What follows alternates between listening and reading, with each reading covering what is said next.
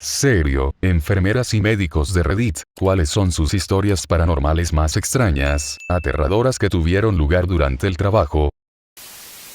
Tuve una paciente de 6 años que se cayó de un árbol y sufrió una lesión importante en la cabeza. No respondía a los comandos de voz ni a los estímulos dolorosos, pero estaba conversando con alguien. La única parte que pude escuchar claramente fue cuando dijo, bueno, lo sé, pero no quiero estar muerta. Luego dejó de responder. Afortunadamente, el neurocirujano la llevó al quirófano a tiempo y se ocupó de su hemorragia epidural.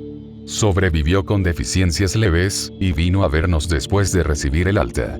Ella no recordaba la conversación en absoluto. Hice una rotación en una unidad de quemados.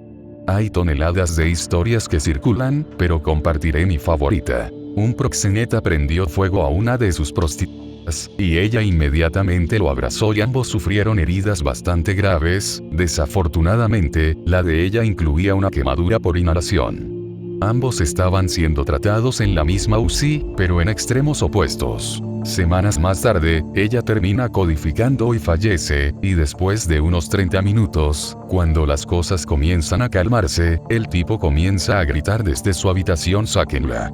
Saca a la maldita perra de mi habitación. O ella le causó trastorno de estrés postraumático, o lo está persiguiendo. Lo siento, sé que pediste enfermeras y médicos, pero no puedo evitar decirlo. Al crecer, mi abuela materna y yo siempre fuimos bastante sensibles a las cosas paranormales, pero mi madre no lo era. Ella pensó que su madre era una tonta, y estaba segura de que me estaba inventando cosas. Solo como prefacio. Entonces, mientras mamá estaba en la escuela de enfermería, trabajaba como asistente de salud en el hogar. Consiguió un trabajo bastante cómodo trabajando con una mujer discapacitada llamada Mary. Yo era demasiado joven para saber qué le pasaba a Mary, pero mirando hacia atrás ahora, diría que era alguien que tenía 5 años mentalmente, aunque tenía 50 años. Los padres de Mary la habían mantenido bien, la habían dejado con su propia casa gigante y hermosa, totalmente equipada para una persona discapacitada, suficiente dinero en un fondo para financiar la atención, etc. Así que mamá era una de los 4 miembros del personal que trabajaba con Mary, porque a ella no le gustaban las personas nuevas. 2 trabajadores de medianoche y 2 empleados de día. Recibió atención las 24 horas, pero mamá podía llevar a Mary a casa con ella, así que pasamos mucho tiempo con Mary como familia. Mary era dulce y muy amable. De hecho, tengo una foto vieja de mí, ella y mamá cuando estaba vestida para uno de mis desfiles de baile. Todo la amamos hasta la muerte. Una mañana, un día en que mamá no estaba trabajando, pero tenía escuela, se levantó deprisa y corrió escaleras abajo. Pensé que llegaba tarde a la escuela, así que bajé con ella para ayudarla a conseguir lo que necesitaba para irse. Pero ella estaba al teléfono, llamando a personas que no le respondían. Nunca olvidaré esto. Mamá estaba temblando y llorando, lloriqueando para sí misma sin tener ningún sentido real. Finalmente tiró el teléfono sobre la mesa y se llevó las manos a la cara, y le pregunté qué le pasaba. Me dijo que se había despertado con Mary junto a su cama dándole palmaditas en la mano, como lo hacía cuando estaba muy contenta con algo que mamá había hecho, pero cuando se sentó en la cama, Mary ya no estaba. Sonó el teléfono y era la enfermera de la casa. Mary había fallecido la noche anterior. Vino a despedirse de mamá. Todavía nunca creía en lo paranormal, pero dejó la escuela de enfermería y nunca volvió a trabajar en el cuidado de la salud en el hogar. Ella nunca lo dijo, pero tuve la sensación de que no podía soportar que otra Mary le sucediera otra vez. Mi mamá era bastante estoica, pero eso la rompió. Oh, tengo tantas que no sé por dónde empezar. Trabajé en geriatría, hogares de ancianos, durante años, por lo que la mayoría de nuestros pacientes morían a los pocos años de estar con nosotros. El caso es que, hice que una nueva paciente se mudara a una de las habitaciones de mi pasillo por la que acababa de pasar mi paciente anterior.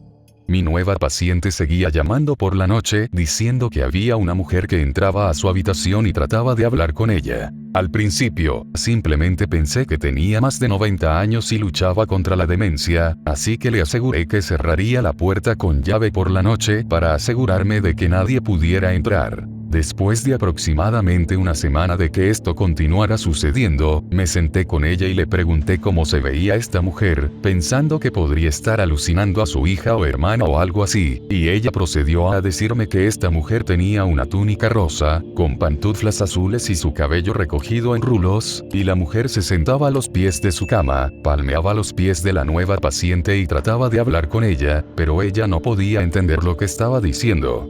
Casi me orino. La paciente que había tenido en esa habitación antes de la nueva, se acostaba, todas las noches, con su bata rosa, pantuflas azules y rulos en el cabello. Se detuvo después de unas 2 semanas. Soy enfermera psiquiátrica. Al principio de mi carrera, trabajé en un centro residencial de salud mental. Había un residente al que llamaré Marion Duken. Era un mudo electivo, lo que simplemente significa que no hablaba, no quería, no podía hablar, pero no hubo hallazgos patológicos de por qué. Había hablado antes en su vida y, de hecho, parecía bastante normal en ese entonces, con la notable excepción de tener cerca de 7 pies de altura. Se había criado en el sur profundo y se unió al ejército cuando tenía 19 años. Después del campo de entrenamiento, lo colocaron en algún lugar del sur. Una noche, simplemente desapareció. Fue declarado ausente sin permiso durante años, y finalmente fue declarado desaparecido y muerto. 10 años más tarde, un hombre de 2 metros de altura entró en la sala de emergencias de un hospital para veteranos en mi parte del Medio Oeste, y le dijo a la recepcionista: "Mi nombre es Marion Duken y he estado muerto durante 10 años". Esas fueron las últimas palabras que pronunció. Estaba cubierto de polvo y vestía la misma ropa que, según los informes, llevaba la noche en que desapareció. Su número de seguro social no había sido utilizado y no tenía identificación en su persona. Sin embargo, pudieron identificarlo, supongo que a través de sus huellas dactilares. Estaba bien alimentado y gozaba de buena salud, excepto por su negativa a hablar. Se notificó a la familia, pero dijeron que ya habían llorado a su hombre perdido y que, quienquiera que afirmara ser él, simplemente no podía hacerlo. Dijeron que era un fantasma y un sustituto de su pariente muerto y exigieron que no los contactaran nuevamente. Marion caminaba todo el día, todos los días. No de una manera frenética, sino simplemente avanzando pesadamente por los pasillos.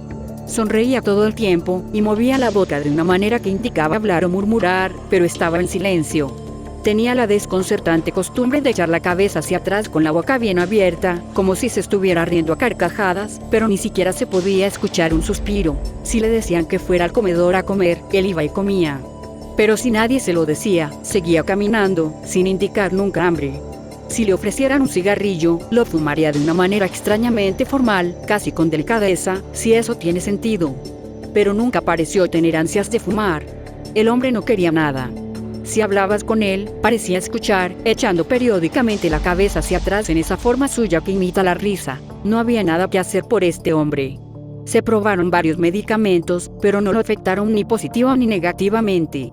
La terapia ocupacional no hizo nada porque Marion simplemente sonreía y, a menos que le dijeran que se quedara quieto, se levantaba y comenzaba a caminar de nuevo. En mi último día en ese trabajo, en camino a algo mejor, lo último que vi fue a Marion, paseando en el estacionamiento, echando la cabeza hacia atrás para reír.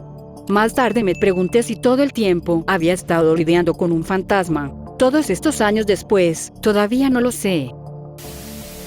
Mi tía es enfermera y me contó algunas historias, pero esta se me quedó grabada. Había una anciana que insistía en que la amarraran por la noche en su cama. Le dijo a mi tía que había una figura oscura que estaba tratando de agarrarla y sacarla de la habitación, donde moriría. Mi tía y otras enfermeras la complacían, y durante las siguientes noches ella la vigilaba, y parecía que alguien estaba tratando de sacarla de la cama al azar mientras dormía. Mi tía está fuera de turno y quienquiera que sea esta otra enfermera, no la ata por la noche. Las enfermeras encontraron a la anciana muerta, tendida en el suelo junto a la puerta, con la mano estirada más allá de la puerta y hacia el pasillo. Soy enfermera de UCI. El hijo de un paciente llamó al hospital a las 11 de la noche de un sábado, diciendo que estaba seguro de que su padre se estaba muriendo. Su padre había tenido un derrame cerebral severo y estaba bien, la recuperación sería difícil, pero no se esperaba que muriera y estaba bastante estable en ese momento. Yo lo estaba cuidando y tenía mucho trabajo porque intentaba levantarse, pero no podía caminar, por lo que se caía mucho. El hijo tenía muchas ganas de entrar, aunque ya había pasado el horario de visitas, pero ya sabes, romperé las reglas por una buena causa. Me imaginé, ¿qué diablos es su sábado por la noche? Entra y siéntate con tu papá. El paciente murió unos 2 minutos antes de que el hijo entrara por la puerta. Fue como si se apagara un interruptor, simplemente murió. Lo último que me dijo fue: ¿estoy molestando a alguien? Le dije que por supuesto que no, a pesar de que tenía un comportamiento muy frustrante debido al derrame cerebral. El hijo simplemente comenzó a llorar y gritar. Lo sabía.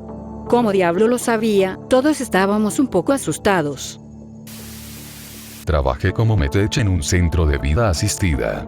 Un día, una residente, la llamaré Margaret, falleció repentinamente y su familia dejó todas sus pertenencias en la habitación esa noche, incluido su colgante, para pedir ayuda al personal.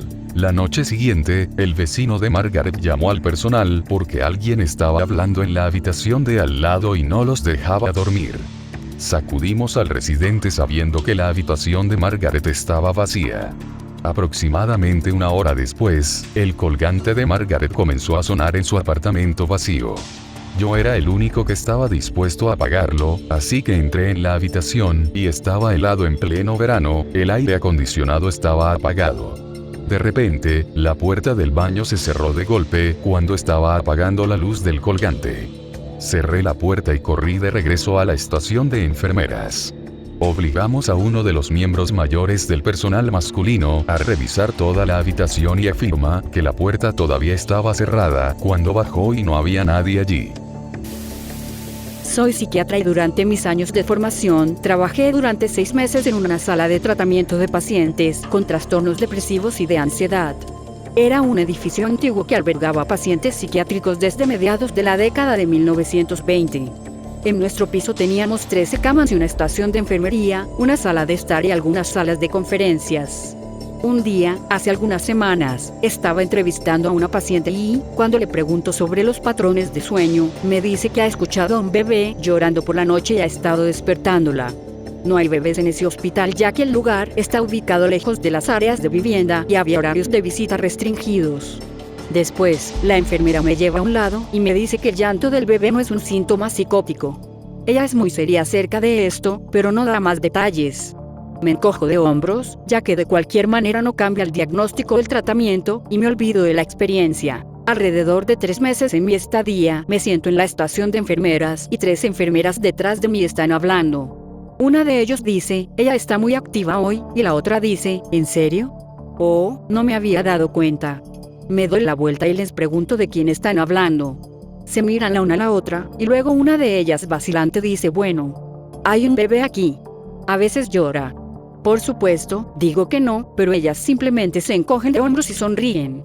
No 30 segundos después, lo escucho. Sonaba muy lejos, pero no demasiado. Un llanto, claramente el llanto de un bebé, suena como si estuviera separado de nosotras por quizás 2 o 3 paredes. Estoy perpleja y miro a las enfermeras. Me miran como te lo dije. Por supuesto, pregunto sobre esto, pero no pueden decir nada más que este leve llanto de bebé que está ahí y ha estado ahí siempre. Desde entonces lo escuché tal vez 2, 3 veces a la semana. Se lo conté a una nueva doctora que se rió. Sin embargo, unas semanas después de su estadía, vino a mí, blanca como una sábana, y me dijo que lo escuchó en su descanso para tomar café. Todas las enfermeras son algo nuevas al respecto, y estar en psiquiatría, escuchar ese tipo de cosas no es realmente algo de lo que presumir. Me transfirieron y no lo he escuchado desde entonces. Pienso en ello a veces, pero realmente no sé qué hacer con ello.